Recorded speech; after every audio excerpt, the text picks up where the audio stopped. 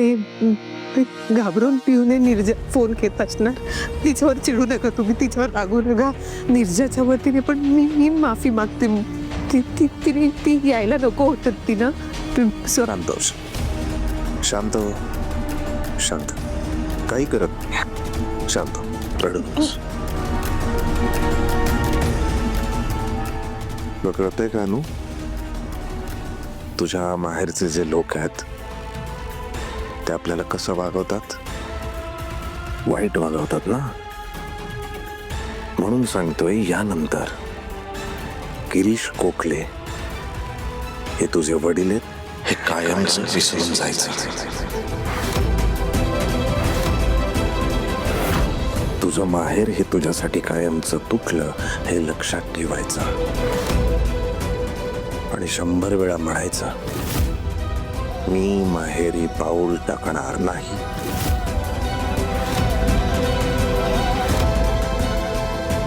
सुरू.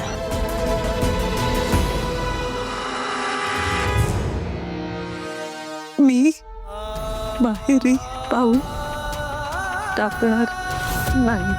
2. मी माहेरी पाऊल टाकणार नाही. 3.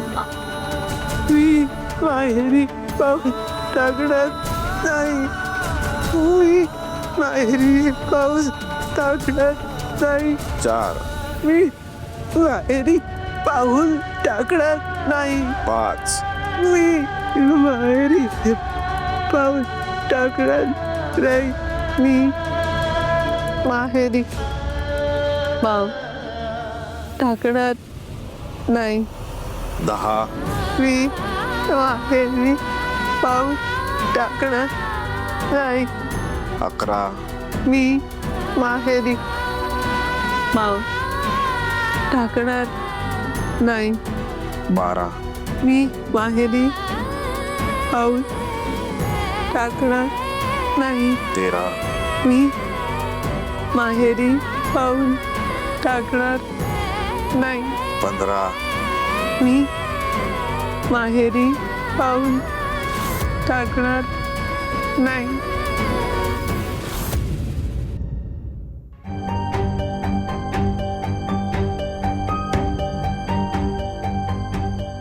आई, काय झालंय? तुझा चेहरा का दिसतोय? परत काय घरात ड्रामा झालाय का? नाही, असं काही नाही. तू जेव आणि अभ्यासाला बस. आता प्रिलिम जवळ येत आहेत ना तुझ्या. ना अभ्यासाशिवाय काय बोलताच येत नाही का ग? म्हणून मला तुझ्याशी बोलायला आवडत नाही. तर मी चांगलं विचारलं होतं ना काय झालं. तसंही तुला काय फरक पडतो ना प्रथम? म्हणजे मी घरातलाच आहे ना, मग मला फरक नाही पडणार. अगं तू शाळेत ना आत्ताच आले ना, त्याला शांतपणे जेवू दे. उगाच काही सांगत बसू नकोस. नाही नाही, कोणालाच काही नाही सांगत. तुम्हाला हवं तसं वागा. मी आणि आई तोंड बंद करून गप्प बसतो.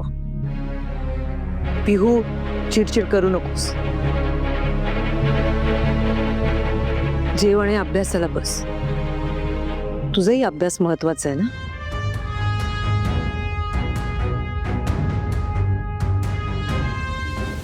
अवी, कुठे निघालास? डोकं भणभणतंय, आलो जाऊ. जा बाबा जा. घरात बायको अशी असली की पुरुषांचं डोकं दुखणारच.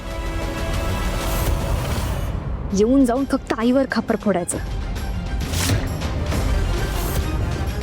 दुसरं येतं काय घरातल्यांना? पिहू, प्लीज. दादा बहिणी कुठे? अरे सीमाच्या माहेरी गेलेत ते. तिकडून जेवूनच येतील ते. त्याला खूप मान आहे तिकडे. काकू माहेरी गेली म्हणून तिला कोणी स्टोर रूम मध्ये डांबून ठेवत नाही. ए चोंबडे, काय बोल पुटपुटतेस ग तू? नाही, काही नाही.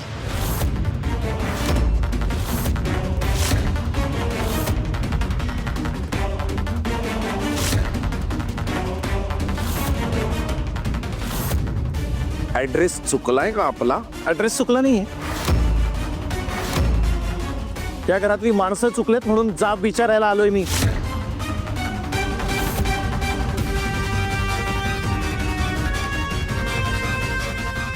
माझ्या बहिणीशी असं कसं वागू शकतोस रे तू? तिला अडगळीच्या खोलीत डांबून ठेवलं होतास.